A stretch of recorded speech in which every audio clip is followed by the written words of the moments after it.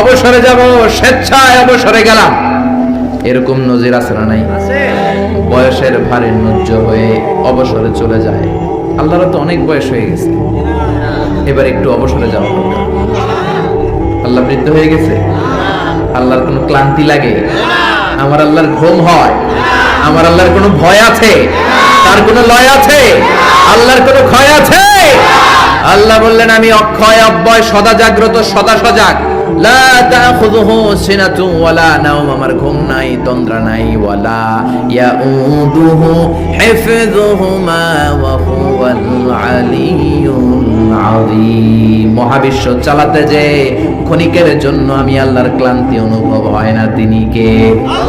সে আল্লাহ বললেন তাবারাকাল্লাযী বিয়াদিহিল মুলকু ওয়া হুয়া আলা কুল্লি শাইইন কাদির। সুবহান সেই সত্তা যার হাতে ক্ষমতা। ক্ষমতা কার হাতে? নাকি আপনাদের হাতে? নাকি প্রধানমন্ত্রীর হাতে? নাকি প্রেসিডেন্টের হাতে?